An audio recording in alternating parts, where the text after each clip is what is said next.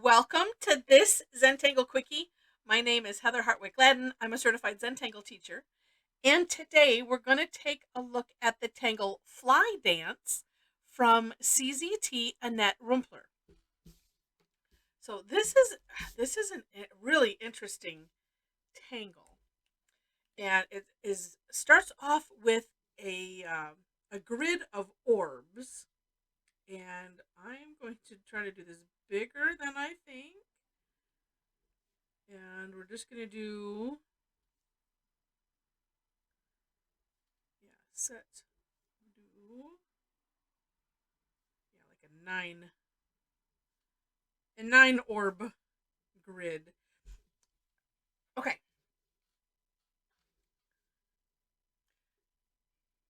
think my camera is angled weirdly, but the main thing is that you see the tip of the pen, right? Okay. From here, and it is rather forgiving, and because of that, you can have a lot of fun with it, and I'll talk more about that later. All right, so your next step is, and I'm moving the tile so I can be comfortable in drawing. We're gonna do a big curved line, almost coming like if I was to eyeball a line right here, like right to the tops of where those orbs are, and I'm gonna kind of go from the center of one to the center of the next, and then we'll continue like so, and we'll do that down in the next row as well. Obviously the bottom row is not going to get one. All right, did I mention that this one is forgiving? It is.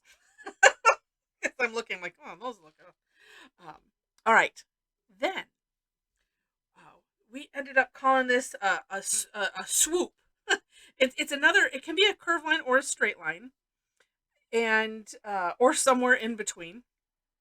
And what I'm going to do is this one alternates. So I'm going to start right here in the middle. So you whatever, if you have a larger row of these, so starting on the second one in, I'm going to swoop like this. So just a curved line ending, at the, we're not going out past it or anything. And then the next one, we're going to alternate. So I'm coming from that same one. And because this is a smaller grid, I could have done that a little bit thicker, but that's all right. If we had more, you would see we're just going to alternate. Then on this row, I'm going to continue the alternating. It's going to end up looking the same, but that's all right. Ooh, but no, I'm going to do it opposite of this. So there we go.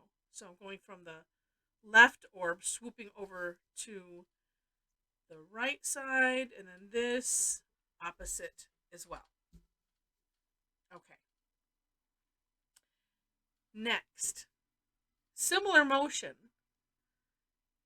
We're creating this swoop, but we're going to stop at the first line. So we're going from the opposite side, so there's no swoop here, just that first line, right? So we're going to do this, swooping over to the right side, stopping here, and leaving it at that. This one, opposite, and I hope that makes sense. And if it doesn't, I've got 2 more tries. Okay, and then here, obviously, because we did it opposite, so we swooped from the left. This time we're going to swoop from the right.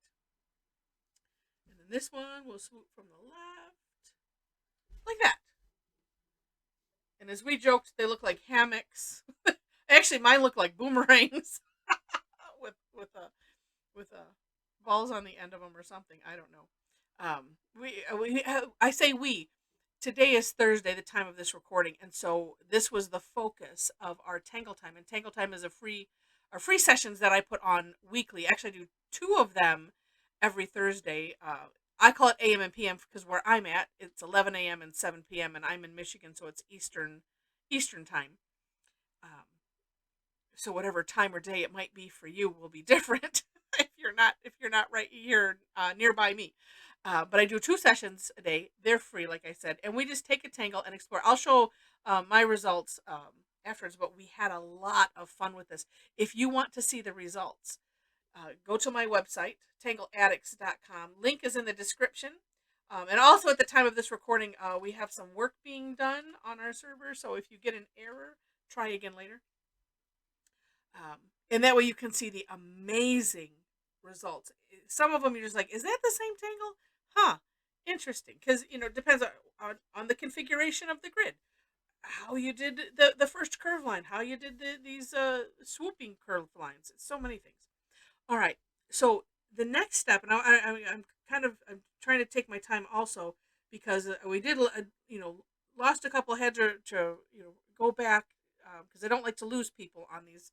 This is all. It's all about exploring the tangle. So looking closely at this gap between those first big curve lines that we made, we have this gap here. What we're going to do is just put a curve line from that going to the orb below it.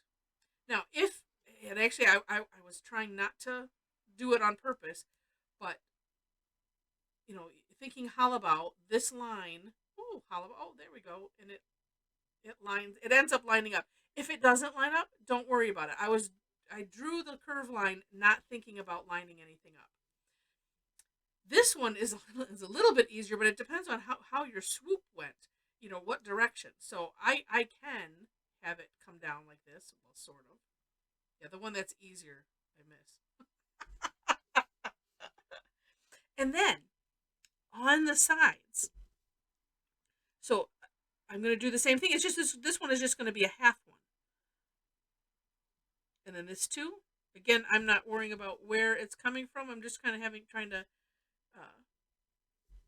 create a nice little curve there. And like I said, you could do straight lines as well. And what this creates, well, mine create a funky looking diamond, but it's a diamond-esque shape. And that's what we're aiming to do there. Okay. And you know what? You could look at that, and if you wanted to just make sure that is nice and even, you could do that. Now, this is something that can be filled in afterwards, so I can adjust that if I wish to later with a fill-in. Almost last step is we're going to essentially aura these curve lines, so that we're going to have two lines coming out, kind of like that.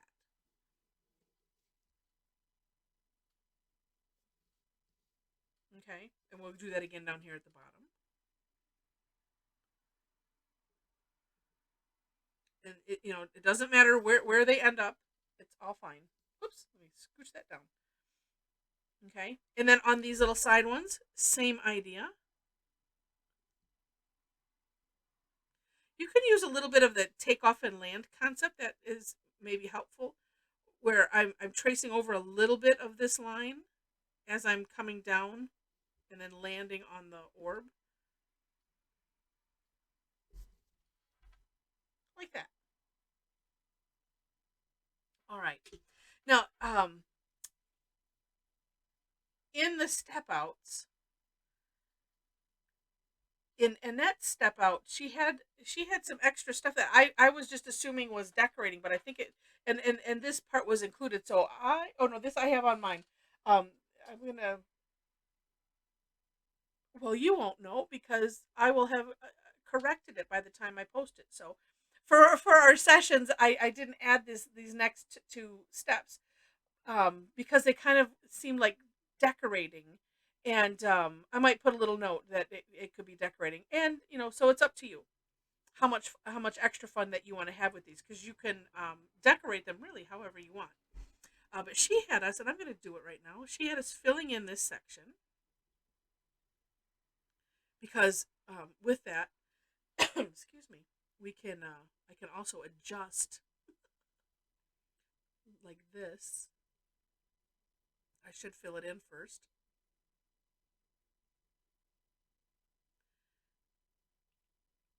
And using a thicker nibbed pen like the graphic one is a great idea. But see how I trace over the edge just a little bit, and then you can reshape things as long as you're making them a little bit bigger. Can't go the other direction when you're using the fill-in as a course corrector. All right. And then here too, I can very carefully. Sometimes I'll just redefine lines that way too, where I'm just, going over just the edge. So I'm not doing too much all at once, and it works out well. Okay, so here's what the other part. So in the sections, the swoop that we did, that was a partial. So this is the full one, this is the partial one. She put just like not straight lines, just little lines. I'm going real light with that. Basically auraing the curve, trying to anyway. There we go. If you go really light with your pen, then if your lines end up a little bit weird, it ends up looking okay. It just looks sketchy.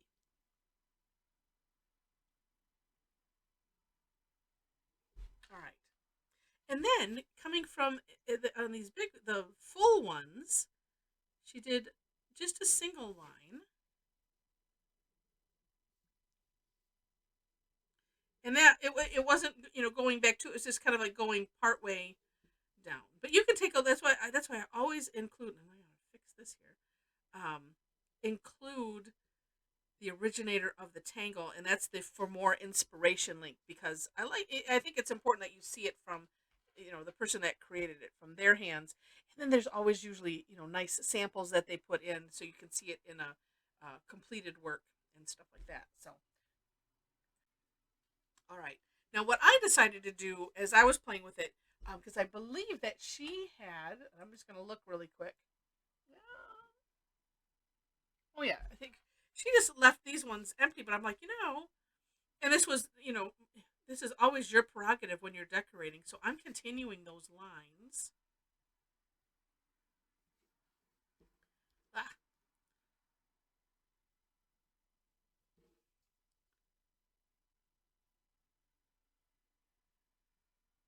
Yes. I'm like, am I doing the right ones? Yes, I am. So that way this looks continuous, and it looks like it's behind the other. And that is just neat. And that's it. Except for shading. All right. So what I'm going to do with the shading here, of course, right here where things go underneath, I'm putting some graphite on either side here.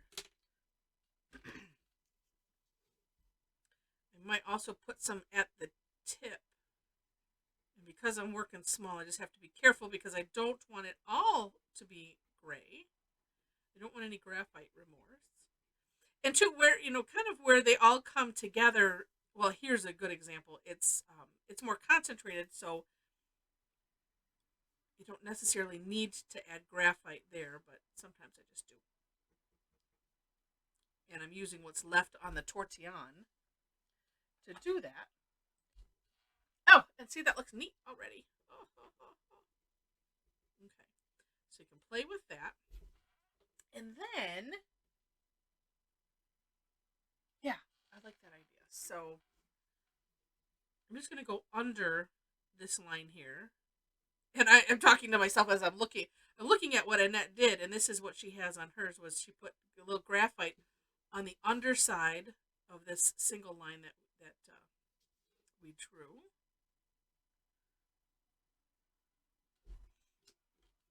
And we'll just make a little gradient there.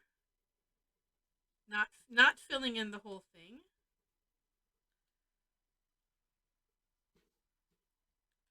And I'm being very careful, because, like I said, I have a small area, and to have it, unless you want the gray fill in, you really need to make sure to leave a little original tile color. So that way you can see, oh, look at that, looks like it bends. It's kind of neat. And where is this? Oh, this is here. Seeing that. personally don't like seeing the pencil line. I like to see the gradient. So sometimes I'll go over things more than once, and I see it stronger on the camera than I do in real life. All right. Let's see. Yeah. Okay. Then one of the things that she did, which I thought was really neat, was just added some little curve lines coming out of the tops of these, like so, and it's just neat. I'm also thinking I want to fill those in because let's see. Do I want to fill it? Nah. Let's see. Yeah, we'll fill them in. And while I'm doing that, oh, and like I said, I will show you a sample in a moment. But before I do that, while I'm filling these in, I will mention a few things. First off, if you like seeing that little bit of shine, although that's starting to look like an eyeball, I put in a little orb here, like that, and then fill in around it. And then you can, I'm trying to make that orb a little bit bigger than I think I want it, because similar to what I mentioned here with the course corrector fill in, you can always shave a little bit off of there. I can always make it smaller. And I do this instead of, or you can do this instead of, and or in addition to using a white gel pen.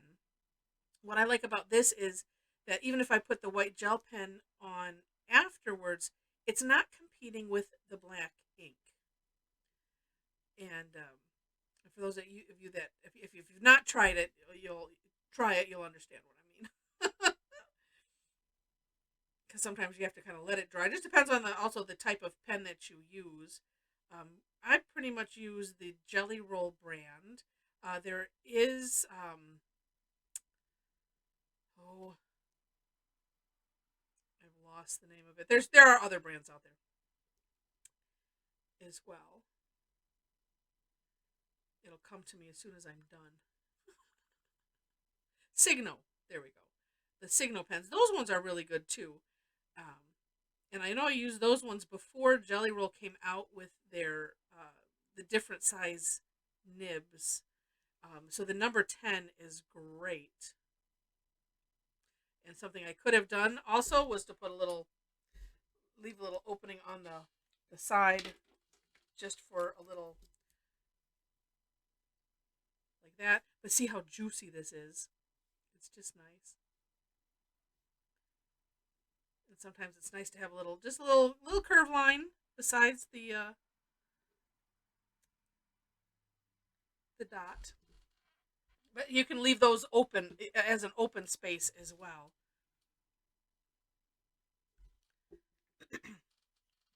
All right. Yeah, so there we go. It's an interesting tangle, and really really neat. And so the gal that sent it to me, Sandy, thank you, Sandy, said to her it looked like angel wings, but being at the time of this recording, it's December, and we're doing Festivus Tanglus, and having festive tangles, and and it's like, well, yeah, and it does kind of, it depends on how you decorate it. And here's one from my session. This one I did with gold on the black, and I just wanted to make it Christmassy, and I think it turned out kind of cute. But and like I said, it's really interesting, just depending on how how you do it, how you decorate it. If you, oh wait, I can put these. Well, this is what I did on this one. Is I put the little lines on either side, and then we decided, well, wait, let's keep going with that, and it just turned out to be really really neat, really really neat. So It's a really neat tangle. It really is. And when you take a look at, say, if you subscribe to the blog, and where you'll see all of the results. We had some that, I understand now after seeing what some people did, and I could see the fly, the Flydance, because some accentuated that, some accentuated other parts of this, and they turned out looking completely different. We had some that created a choir with Santa hats and snowmen and things like that. So it's just our imagination that it's all about that. So such a neat tangle. I hope you enjoyed it. If you did, would love to have you click like. Feel free to share it, leave comments, and if you liked it enough to see more, would love to have you subscribe to the channel. I mentioned the class, so below the step out links in the description section, you will find a link to my website, a link to our amazing Facebook community. So if you happen to be on Facebook, join us there. And we have a lot of fun just there, let alone through the classes. So I mentioned the classes. Would love to have you join us. This is what we do. We take a tangle, we have fun with it. You're not guided to do anything. You're guided in the tangle, and then the extra stuff you do is, whatever you want to do. So, and if you don't know what to do, then you have me. You can follow what I'm doing. My mom is usually on the calls, and you can follow her. We're both CZTs. She's a lot more creative. We joke that she goes rogue, so she'll do things sometimes a lot differently, and you can follow both of us, or or one, and it's just such a fun session on exploring our creativity and tangles. So, anyway, enough about that. Would love to have you join, and yeah, that's it. So, thanks so much for watching, and I wish you happy tangling.